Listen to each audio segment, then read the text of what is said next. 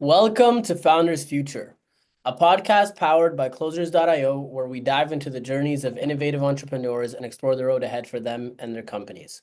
I'm your host, Ammar, and in each episode, we uncover the stories behind impactful ventures, the challenges faced along the way, and the strategies driving their future growth.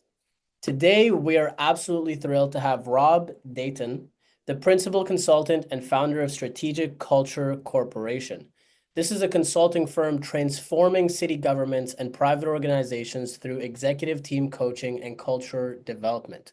With over 30 years of government experience and a Gallup certified strength coach, Rob is aligning teams for impact. Rob, welcome to Founders Future. Thank you so much. I really appreciate it, Ammar. Yeah, I'm excited to dive in. I Oh, would like to start from the beginning. So take us back before you started Strategic Culture Corp. And what made you decide to start the company in the first place? What was the inspiration and what problems were you hoping to solve in the market? so I have a 30-year career at just one agency, the city of Santa Barbara, in government at various roles. Halfway through my career, I decided that what I was really focused and interested in is how teams work.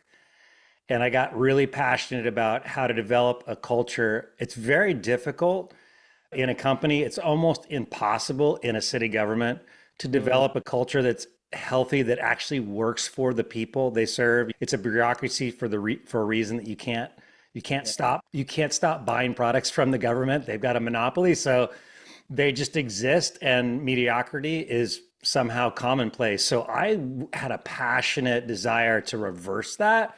mm, So the vision of strategic culture was, instead of me being in a particular city, was for me to serve executive teams of cities and use a playbook, primarily Patrick Lencioni's stuff, Brene Brown, some of the other powerful tools that actually drive the needle on culture, and at the same time really make life good for the individual. So I come at it from a self-interest standpoint. Wouldn't you love to skip to work and then also have a team that you trust and can be phenomenally aligned on and focused on the mission, which is ultimately serving the people who live in that city and do that. I love that. I love that. And Patrick Lencioni, The Five Dysfunctions of a Team, is one of my favorite books of all time. Who is the other person you mentioned? Brene Brown? Brene Brown, specifically, what I love about her, she has this, and actually Patrick has the same thing. It's the story I'm telling myself. It's probably the most powerful health tool on the planet that is rarely applied. Mm, All it is, change the story you're telling yourself in any good or bad situation to make sure that it's positive, that you let someone off the hook, that you move in forgiveness and grace. And mm, then that frees you to be light, to have no yeah. cortisol pulsing through your body, to keep your stress hormones in check. And it's so that works really well on the team as well as for the individual. I love that. I was literally just listening to Dr. Joe Dispenza and Ed Milet earlier today. Let's He- go. Yeah, he was talking exactly about that. Your personality creates your personal reality. Change the story you're telling yourself, which will change your thoughts, your moods, your actions. I love that so much. Help us understand today, who do you love to work with? Who's like your ideal customer, and how do you work with them specifically? So it's really easy to find my clients because they're all city managers across the United States. So they're going to be city managers. I look for city managers who've been there about from a year to 3 years. That's Mm, usually when they're ripe. They're typically a new city manager finding their way. And then I try to serve. So I try to build a potential client list, post client list, and just give. I pretty much give away the store. I even, like, for instance, I linked in a guy who probably could never afford me in a small city of 6,000, gave him my playbook, say, hey, I just want your success. You want to get on a call? Let's talk. I'll walk you through it. Just give, serve. And what I find is when you do that, you build extreme trust in the people you're serving. And then when they think of you and they need you, you're the first person they call. And you got off to a good start because you're not proving yourself at that moment. You've already proved yourself. yeah, I love that. Do you know Alex Hormozy? I don't. He's one of my favorite business mentors online. Taking Definitely notes. check out his stuff. Alex Hermosi wrote a couple books and they're phenomenal as well. He says, give the strategy, sell the implementation. And essentially, you're building up so much goodwill with your audience that, and it's like Gary Vaynerchuk's idea of jab, right hook, where it's give and then ask, where they're so overwhelmed and the law of reciprocity works in your favor of they're like, oh, we want to work with you. And I think that's a really good example. I'm going to look him up. I appreciate you letting me know about that, about him and his strategy. The other thing that it does is it helps align your purpose. So many people get caught up in business chasing dollars. That's not what it's about. It's about your passion and talent and applying that to the right people and keep the main thing. And by focusing on giving away what you have, you're always recentering on purpose and why you're doing the business. Yeah, I love that. Help us understand city managers. That's a very focused niche and very targeted. How do you actually generate leads for your business? It's super simple. I just reach out to them on LinkedIn. Also, there's a conference. So, LinkedIn is one of the most underutilized, powerful tools because I can just do a quick search with two things and find all my clients in one list. Yeah. And then I go to a annual conference. Sometimes I do quarterly where all the city managers are gathering. And then I try to position myself to serve in those places. For example, ICMA, International City Managers Association. I'm teaching a class on trust. I don't get paid a lot. It doesn't matter. I'm building relationships and people are seeing real time what I have to offer. Yeah. Amazing. LinkedIn is huge, by the way. Sales Navigator, like you have everybody and almost everybody's on it. And it was very rare that somebody doesn't have a LinkedIn profile. Let's say I'm a city manager and I approach you and we start working together. What does that engagement actually look like on the back end? Yeah, so this is my rule of life is that every single thing that I want to focus on requires a quarterly day for me to focus on it. So I do that for myself personally, I do that for my business, I do that for my marriage, I do that for each kid, and I do that with friends who are very close who I'm going to live life with. So that amounts to about 24, depends on how many kids you have, 24 days in a year. And if you do always do that, you're always working on the business. That's the theory. Instead of working in the business, you're working on the business, whether it's your marriage, your personal space, your business. And so I do that with cities. Mm, Most cities want to, if they're good, they're doing what's known as a retreat, usually in January. And I just blow that up and I'm saying, hey, you want me to come do your retreat? I'm not the guy because I want to make a difference. I don't want you to just feel good for a day. I want to actually get in the trench with you and work on relationship. That's going to take at least a year.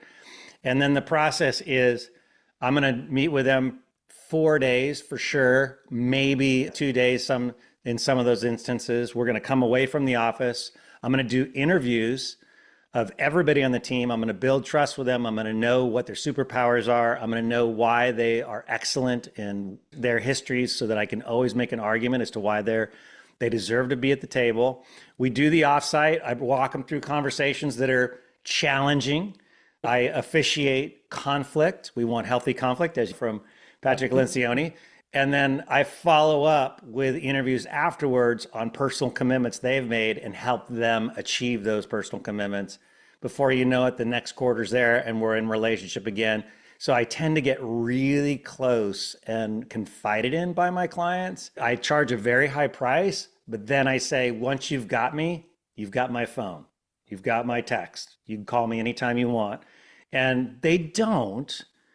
But the fact that they can, and when it does, when it really counts and they have to call, I'm always going to be there. I'm always going to pick up the phone. We're going to have a conversation. I'm not billing extra. I just want to make sure that they understand the main thing is their success, not the yeah, money they're paying me. that's awesome. So you're physically going to all of these different cities, traveling the nation. That must be fun. It's amazing. It's incredible. Plus, I think if, again, like your entrepreneurs you're serving in this podcast, if they find their passion, Yeah. It's going to be fun. There's work and fun are the same thing. Once you're aligned with your passions and your purpose and your potential, when those are aligned, it's all fun. One thing I want to ask you before I forget, the 1 day a quarter that you take for yourself, your family, your business, what are you actually doing on those days? I find that super, super interesting. I think this is something I'm going to implement, but what does that Come practically on. That's a great question, Ammar. And at first, it is a little awkward, particular with the one you do on your own. But essentially, it's a day of thought. It's like when you go to a conference in a different city or you go on a trip and you get out of your hamster wheel habitual life, your mind opens up and you think completely different. So what's great is you spend a day, and I like to go down to Santa Monica, get a hotel at the beach. I run on the beach. I enjoy. There's so many people out on the beach in Santa Monica. It's ridiculous. Like it's 6:30 a.m. They're doing spin classes on the sand, and I'm just like, this is amazing. I love this. Yeah. And then I might go work out at Gold's in Mhm. Venice Beach. But eventually, I'm going to have a conversation with myself, and I'm going to ask myself more than this. But the fundamentals are three questions: where did we win last quarter? Mhm. What are the wins? Let that flow. Let me get really excited about what happened last quarter. Okay, now what is my current status in all the things that I'm growing in? What's my status? And I follow that. What's my mind? Is my mind good? Is my body good?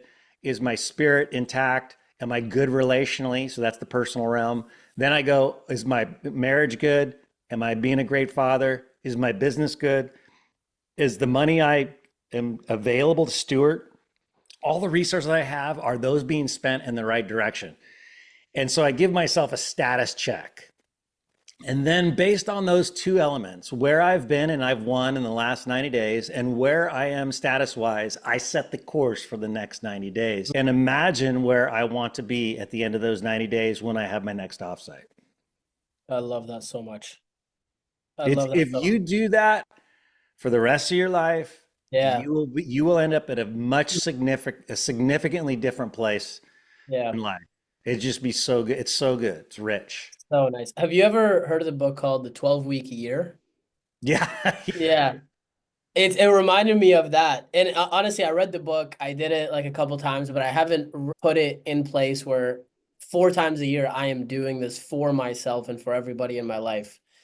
Thank you for that. That's huge. I love Yeah. that. So You're welcome. And isn't that the trick? Isn't that the trick of the whole thing? Like anyone we're talking to, whether it's personal or it's business, the trick is we find the information out, but if we don't apply it, it just doesn't matter. It's difficult to change the way you think by applying something new and doing habits. But that's what makes the difference. Getting in the gym in all areas of life and doing the workout, whether that's relationally, whether that's in business, understanding what the good pain is and doing it anyway. That kind of philosophy is going to get you really far. yeah. I'm curious for you, what was the transition like going from your work in the government to running your own company? It was amazing. I don't know. I don't know if it's just me. I was an entrepreneur in government, which is an odd thing. And Yeah. people do the doggy and they're looking at me like, what are you talking about? Why are Mhm. you so futuristic? And you're thinking, but when I left, it's almost like I unleashed myself. And it did help that I was aligned with my potential passion and purpose, and that got fully aligned. So life just went to a new level of high and fun. But in reflection, and I think that this is important to understand, I was fearful of leaving the city before I could take my retirement check. And I think that fear is unfortunate because I think that if I had made the leap 10 years ago, I think it would have been, I guess, 15 years ago now. I would be way more, I would be have reached way more people Yeah. in the things that I feel need to change for a better future than staying. And so I think a lot of times we got to just feel that fear and we got to make a commitment knowing that, yeah, I don't know what's on the other side of that, but this aligns with my potential passion and purpose. And so therefore I'm going to take the risk. I'm going to take the jump, lead with Mm. commitment. Was that a difficult decision to make? Obviously, the retirement aspect of it, but did you reach like a tipping point, or is okay, I'm just gonna do this? It really worked out that just the situation, COVID, which was really fun actually in city government. I was like the best time for me. Closed streets. It was amazing what That's we did in hilarious. Santa Barbara. We basically closed State Street. No one has ever done that and opened it up to restaurants, pedestrian street. It was just phenomenal fun. But then after the ship was riding, it just became clear that it was time to move on and I would be more effective somewhere else. Yeah. I just didn't know how much more effective. Yeah, for sure. Help us understand, and the listeners, right now, organizationally, are you a solopreneur where you're wearing all these different hats? Is there like a sales team that handle or a marketing team that handles the outreach? What does that look like? So I have a team. I have an assistant. I have someone who's doing the media. It's because there's certain social platforms I don't want to be on. I don't care to be on. And then I'm growing my business by looking for, and I've identified two city managers that are retiring that have the same kind of alignment with where I'm going. And Mm, they can just take the playbook that I've designed with the help of Patrick Lencioni and really good. yeah, yeah. But I've created a playbook that is really specific to city government. And so I'm just giving that playbook to them and saying, you can do this too. Here's how much you're going to make, but you're going to make a bigger difference than you ever did as a city manager. And then, of course, I would get a cut of that. I'm not in it for the money. I would love to see a contagion of cultural phenomena and growth in cities. That would do it. That would be quite a legacy for my life. That's huge. That's tremendous. So they would be coming in underneath your brand and then be like coaches Yes, or they would be coaches, and then I would. My goal is that I would become the coach of coaches. mm, So in my business, I will slowly let go of the things that I do to multiply other people doing those same things, staying in the trench with them, making sure that they feel like they've got a lot of backing so that they can be successful. And that's how my business is going to really grow. yeah, I love that. What do you feel like is the biggest challenge to making that happen or growing the business even further? I don't know. I don't think that it's going to be a challenge. I think, okay, so probably the biggest challenge is that kind of where I was at in city government, I didn't really realize what it was possible. So I'm actually taking clients and talking to them about the possibility of their influence. It's always about your influence. It doesn't matter where you're at. Your influence is everything. Influence is it's money, it's satisfaction. It's if you can't influence people and you do that through kindness, love, and giving, if you can't do that, then your life is not going to be as good. So I always talk to them about that and kind of position them to, hey, when you get out, you can do this. This will be simple for you. I will be behind you. So the hardest part is getting them to see what I didn't see, that this is possible and really valuable to them. So the messaging in terms of, and these are the people that are 1 to 3 years in, right? Not the retirees. Okay. Yeah, this is anyone on the executive team. So the executive team is composed of department heads of a city. And those people, when they get to that place, typically have been in government 20 years already. They're at the tail end of their career and they're going Yeah. to be retiring probably within the next 5 years. So when that happens, and they retire young, they retire age 55, and they have plenty of room, to do some amazing things. The worst case scenario, retirement is like a four-letter word. The worst case scenario is you golf into the sunset and no one cares. You cut off your influence. You don't give back to society. So I have a big expectation and desire to pull people into being more valuable, not just thinking their career's over because they got to this retirement event. Yeah. You mentioned something about not wanting to be on certain social platforms. I'm curious which ones and why. Facebook and Instagram I'm a hyper visual person. In other words, when the TV's on, all of a sudden my wife is just mouthing words. I don't hear them. And so I just I'm a troubled spirit that way. And so if I get on Instagram or Facebook, I'll go down bunny trails that just waste time. Yeah. I'm not saying it's wrong for other people. But I also really enjoy being on those channels and adding value and trying to figure out how to grow followers so that they can benefit from what I'm dishing. Yeah. So I think that having a team that does that is really great. The person that I have doing it, she knows how to answer for me. She's like very familiar with how I believe, what I'm doing, and it's not a problem to engage with everybody as if she is me. Yeah. Sometimes she'll show me, but pretty much I'm not on it. For sure. Okay, so I thought you meant you weren't on it, period. Like you didn't even have an account. I have accounts, but I'm not on it. Okay. Yeah, yeah, that's fair. That's completely fair because it's a business tool at the end of the day. It's like your digital business card. It's But an you don't, influence tool. yeah, don't necessarily need to be logged in yourself. Yeah, and I think that it's important for entrepreneurs to give to give also to things that people they can benefit when they're not going to get anything back. Yeah. Like I have a 501c3. Nancy and I are really involved in delivering clean water overseas. Wow. And so we want people to join us in those things. We Yeah, want to yeah. make a difference. So any kind of influence Yeah. in driving people in the areas of your purpose, passion, and potential is going to be a good day for you. I love that. I absolutely love that.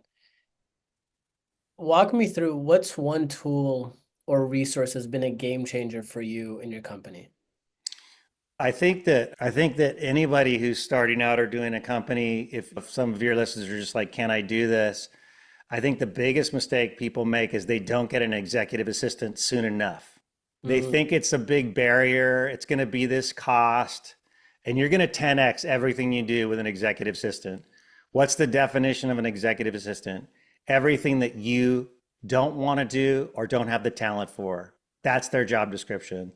So wow. you need to be really clear about getting the opposite type. My jam is working genius. I'm a WG, so I wonder and then galvanize teams. That's effective for my business. My executive assistant is discernment, tenacity. So she's making great decisions and then she knows how to finish.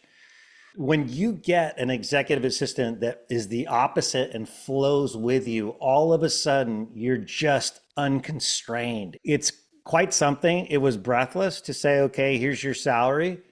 But the review mirror, that was a 10x event. So I just think that they don't get the executive assistant soon enough. What was that personality test you referenced? Working Genius is Patrick Lencioni's newest tool. It's the 6 types of productivity. And the reason why it's great in relationship on teams and in marriages is because we're all different. We all have different talents, and we need to know not just how we address something with our talents and our personality. We need to know how we sit at the table in terms of productivity. Yeah. Once we know those things and everyone else knows them, now we're playing a better game. We're doing things more effectively. We're able to pull on people's talents. We're able to say, hey, you know what?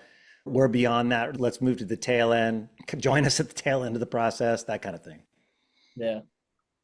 What's one tip or what's the best piece of advice you've received about scaling your company? It's definitely taking time to work on the business. Mm, Never stop learning, never stop growing. There's areas of the business that you're highly interested, passionate about. Just take 3 of those areas, learn everything you can about those areas. Picture yourself in the future. What am I going to need to know in 10 years that will get people to that success? yeah. The reason why that's such a fantastic way of doing things is whenever you move into something that you love, there's going to be rapid learning, there's going to be anticipation, there's going to be energy around it. When you're procrastinating, it usually means you shouldn't be doing it. So from that perspective, procrastination is wisdom. Focus on the things you're really good at it and learn extravagantly and work on the business and where you're going. at least 10% of your time, at Yeah. least. I'm curious, what are your top priorities for this quarter? So for this quarter, I'm growing my pipeline. I'm making sure that I have touch points at every single place. So we're trying to touch the right amount, which is we're not annoying. We're Yeah. always adding value. I'm actually launching the Strategic Culture podcast. So that'll be a touch point. We're just going to give people, here's one tip. Here's one, we just worked with this client, interview clients. So this quarter, it's all about here's the pipeline, here's the people we're touching. I think up until this point, we've done a good job at managing everything from the grandiose spreadsheet strategy. And now we're at a point where, okay, I don't even remember the last person I talked to and what happened. So everything's in HubSpot, and Yeah.